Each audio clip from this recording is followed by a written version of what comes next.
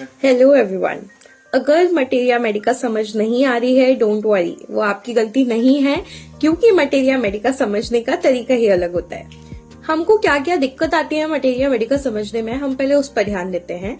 सबसे पहली चीज होती है, materia Medica is not a subject that could be taught like a dictionary. We should deal it like a language. जैसे हम लैंग्वेज पर अपनी कमांड बनाते हैं, हमें वैसे ही मटेरिया मेडिका के साथ करना है। वो एक इतना डरावना सब्जेक्ट नहीं है जिससे कि दूर भागा जाए। ऑफ कोर्स उसमें इतना कंफ्यूजन होता है कि हमको जैसे ही हम मटेरिया मेडिका खोलते हैं बंद करने का मन करता है कि इसमें क्या पढ़ा जाए, क्योंकि आप जैसे ही 10 to 20 ड्रग्स कंप्लीट करोगे आपको उसके बाद कंफ्यूजन होना शुरू हो जाएगा। तो हमको क्या चीजें ध्यान रखनी है कि सारी चीजें याद रखने की जगह, एक एक सिम्टम को मेमोराइज करने की जगह सबसे इम्पोर्टेंट है कि आप सोल ऑफ द रेमेडी जानो कि उस रेमेडी में जो डॉक्टर हेनीमैन सर थे उन्होंने प्रूव करते टाइम क्या ऐसे इम्पोर्टेंट फीचर्स ढूंढ के निकाले जो कि बहुत ही पेक्यूलियर थे और जो क्लिनिक पे आपको स्ट्राइक करने चाहिए पेशेंट को देखते ही। इसके अलावा एलेंस की बुक, एलेंस की नोट्स हर कोई बोलता है बहुत इंपॉर्टेंट है, आपको मेमोराइज होनी चाहिए। बहुत लोग आपसे आके बोलेंगे कि हमने तो 50 टाइम्स रिवाइज हो गई है हमारी तो, और हमने इतनी सारी ड्रग्स कर लिए हैं।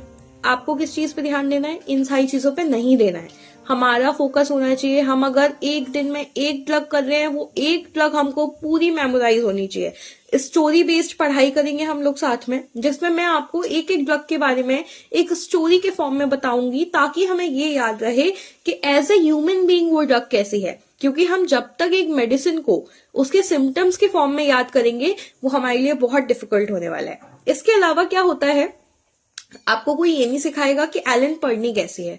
Everybody will just say that read Allen's की notes, it is a good book, but nobody will teach you how to read Allen's की नोट्स।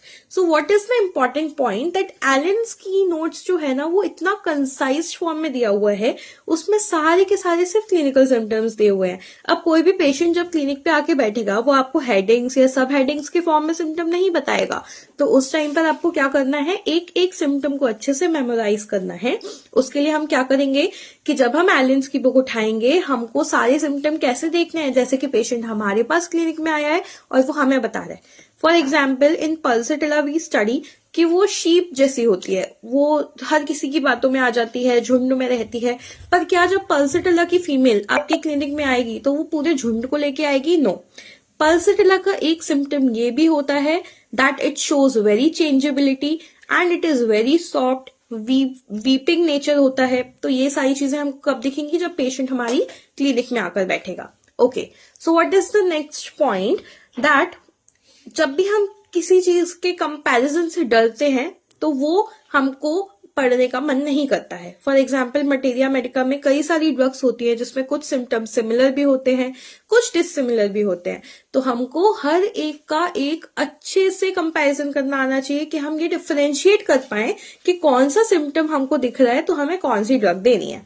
ठीक है, द बिगेस्ट शिफ्ट जो आएगा ना, आपको इस चीज से दिमाग हटाना है कि मैंने कितनी रेमेडीज पढ़ी, और सबसे मेन फोकस किस चीज पे होना चाहिए, मैंने जो एक रेमेडी पढ़ी या 2 रेमेडी पढ़ी, क्या उसके बेसिस पे मैं मेडिसिन प्रिस्क्राइब कर सकता हूँ। हमारा मेन एम एग्जाम पास करना नहीं है। The main goal is to prescribe the best medicine to the patient, क्योंकि हमको एक बेस्ट होम्योपैथ बनना है अगर, तो हमको मेडिसिन के बारे में पूरी अच्छी नॉलेज होनी सबसे ज्यादा जरूरी है। तो इन्हीं सारी चीजों के साथ मैं कंक्लूड करना चाहूंगी कि हमको जब मटेरिया मेडिका पढ़नी है तो मेन फोकस जो हमारा होना चाहिए वो क्या क्या होना चाहिए, कि हमें एलेन्स की नोट से पढ़ना है तो किस तरीके से पढ़ना है, एक एक ड्रग को, एक एक सिम्टम को समझने के लिए कैसे आगे बढ़ना है, मेन ड्रग्स कौन कौन सी है वो मैं अंडरलाइन करवाऊंगी आपको, एक एक उसका सिम्टम, और पीजी में जो एग्जाम्स आते हैं वो हमें कैसे क्रैक करने हैं, क्योंकि आजकल पीजी का लेवल भी बहुत हाई हो गया है। तो उसको क्रैक करने के लिए हमको सारी चीजों पर ध्यान देना पड़ेगा। उसमें कंपैरिजंस बहुत ज्यादा आते हैं, कंपैरिजन में क्लियर होना पड़ेगा कि कौन सी चीज को जब हम कंपेयर कर रहे हैं तो किस बेसिस पे कर रहे हैं और वो कैसे दूसरी चीजों से अलग हो रहा है। तो इसी के साथ में हम लोग हमारे नेक्स्ट लेक्चर से मटेरिया मेडिका शुरू करने वाले हैं फ्रॉम एलेन्स की नोट्स। और consistency is the most important factor. अगर आपको कोई भी ड्रग समझनी है, मटेरिया मेडिका समझनी है, बी कंसिस्टेंट। अदरवाइज अगर आपने ब्रेक की तो वही होगा कि एग्जाम के टाइम पर 2 बजे के टाइम रात में याद आ रहा है कि हम कहाँ से मटेरिया मेडिका पढ़े, तब आप चैनल खोल के बैठो, उससे कुछ भी नहीं होगा।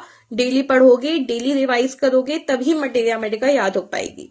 With all of this, I conclude it here and we will meet in the next lecture.